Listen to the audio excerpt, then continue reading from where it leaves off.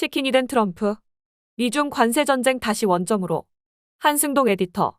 1월 20일 도널드 트럼프 미국 대통령의 취임 뒤 급발진해 롤러코스터 타듯 출렁거린 미중 관세 전쟁 1차전은 싸움을 시작한 트럼프 정권의 패배로 일단 끝났다. 많은 사람들이 지적하듯 미국은 종이 호랑이였다.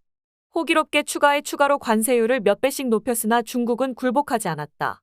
트럼프 정권은 파산 상태의 부동산 침체 속에 경제가 감속하면서 수출에 매달리고 있는 중국에게 세계 최강의 경제대국 미국이 관세 공세를 펼치면 승산이 있을 것으로 계산했을 가능성이 높다. 하지만 중국은 버텼고 결과는 딴판이었다. 100%가 넘는 대중 관세율로 중국산 수입품에 크게 기대고 있던 미국 중소매업자들과 소비자들이 2배가 넘게 뛴 물가를 견디지 못해 신음소리를 내며 정부를 성토하고 예외 없이 미국의 고율 관세 공세에 놀란 세계가 비판의 소리를 높여가자 트럼프 정부는 중국에 먼저 협상을 요청했다. 비현실적인 고율 관세를 더는 유지할 수 없게 된 것은 미국 자신이었다. 11일 제네바 미중 협상에서 트럼프 정권은 관세를 사실상 다시 상호관세 이전의 원점으로 되돌리면서 중국도 관세를 내렸다며 승리를 공언했으나 애초 큰소리치며 기대했던 중국의 굴복은커녕 양보도 제대로 얻어내지 못한 채 문제를 원점으로 되돌릴 수밖에 없었다. 미국은 패배했다. 하지만 싸움은 아직 끝나지 않았다. 양국 모두 115%포인트씩 관세를 깎았지만 미국은 중국에 대해 30%, 중국은 10%로 어긋나 있고 90일간 발동이 유예된 부분, 자동차, 철강 등 이번 협의에서 제외된 주요 품목들도 많다. 두 나라는 90일간의 추가 관세 발동 유예 기간에 진짜 협상을 벌여야 한다. 본격적인 협상은 이제 시작된 것이다. 트럼프 대통령이 지난 4월 2일 상호관세 부과 방침을 발표하면서 중국에 대해 기본 일괄관세 10%에 24% 추가 관세를 얹어 34%로 하겠다고 공표하자 중국은 지지 않고 보복관세를 부과했다. 그러자 트럼프 정권은 미국의 조치에 대한 중국의 존중 결여를 탓하며 50%를 더 추가해 84%로 올렸다. 중국 역시 지지 않고 84%로 대미 관세율을 높이자 트럼프 정부는 다시 125% 인상으로 받아쳤다.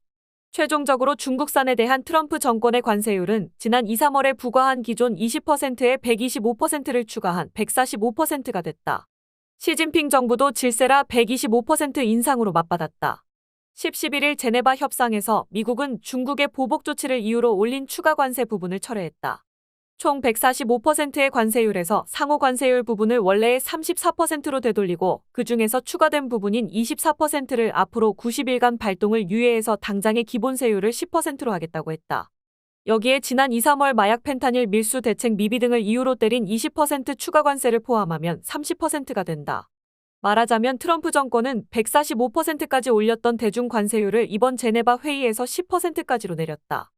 여기에 지난 2, 3월에 부과했던 20%를 합하면 30%가 된다. 결국 145%에서 115%포인트를 깎아 30%가 된 셈이다. 여기에 자동차와 철강, 알루미늄 제품 등에 부과한 25% 관세 등 분야별 관세는 이번 협상 대상에서 빠졌다. 즉 그것은 그대로 유지된다. 중국도 125%에서 미국과 똑같이 115%포인트를 깎아 10%로 하겠다고 발표했다. 따라서 지금 미국과 중국의 관세율은 상대방에 대해 각각 30% 대 10%로 미국이 3배나 높다. 90일간 발동 유예에 들어간 미국의 대중국 추가 관세 24% 부분을 포함해서 양국은 이제 90일간 전체 관세 문제를 처음부터 다시 논의하는 본격적인 협상이 시작됐다고 할 수 있다. 결국 상황은 4월 2일 트럼프 정부의 상호관세 발표 당시로 되돌아갔다. 호기롭게 시작한 미국의 대중 관세 전쟁은 당초 기대했던 대로 중국의 기세를 꺾어놓는데 실패했을 뿐만 아니라 자국 경제의 혼란과 반발만 키운 채 서둘러 협상을 출발점으로 되돌려 놓을 수밖에 없었다. 꿈꿨던 일방적 승리를 포기한 것으로 보인다. 제네바 회의 뒤 기자회견에서 어느 쪽도 디커플링을 바라지 않는다는 점에서 일치했다고 한 스콧 베선트 재무장관의 말대로 미국은 중국 없이는 지금의 자국 경제를 유지할 수 없고 중국 역시 마찬가지다. 취임 100일째를 맞아 실시된 미국 여론조사에서 트럼프 정권을 지지하지 않는다는 응답이 지지한다는 응답보다 더 많았다. 트럼프 2기 정권 정책에 대한 질문 항목들 중에서 이민 규제 강화 정책을 빼고 거의 모든 항목에서 지지율이 내려갔다. 특히 145% 대중국 관세는 중국산에 크게 의존하던 미국 중소 소비제품 수입업자들에게 괴멸적인 타격을 가했다. 2배가 넘는 가격으로 그것을 사서 써야 할 처지가 된 소비자들이 가만히 있을 리 없었고 최악의 경우 미국 전역의 소매점 진열대가 텅텅 비게 될지도 모른다는 불안이 퍼졌다. 주가 하락, 국채 가격 하락, 달러 시세 하락의 트리플 약세 속에 금융계도 위기에 직면했다. 제네바 회의가 끝난 하루 뒤인 12일 뉴욕 주식시장에서 다우존스 산업평균 주가는 급상승했다. 백악관은 이를 두고 트럼프 대통령의 역사적인 승리라고 강변했으나 시장은 관세 부작용에 트럼프가 굴복한 것으로 받아들였다. 애초에 그런 비정상적인 고율 관세 조치가 없었다면 이번 제네바 회의 합의로 급등할 만큼 주가가 폭락하지도 않았을 것이다. 12일에 뉴욕 증권시장에서 다우존스 평균 주가는 지난 주말에 비해 $1,100 오른 값에 마감해 4월 2일 트럼프의 대규모 상호관세 발표 이후 1개월여 만에 42,000달러대를 회복했다. 이로써 미중 양국 간의 무역이 지속 가능한 수준으로 내려갔다고 미국 무역대표부 전직 고위관리 웬디 커틀러는 말했다. 트럼프는 이날 우리는 중국에게 상처를 주고 싶지 않았다며 그들은 공장 폐쇄 등으로 이미 심각한 상태에 빠져 있었다면서 115%포인트의 관세 인하가 마치 미국의 고율 관세 부과로 타격을 입은 중국 쪽 사정 때문인 듯 주장했다.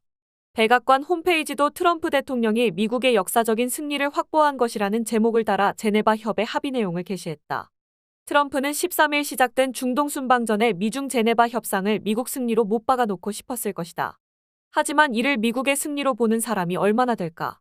트럼프는 이번 협의가 시작되기 전에 자신의 SNS를 통해 관세율을 80% 정도로 내리겠다고 시사했으나 결과는 30%까지 내려갔다.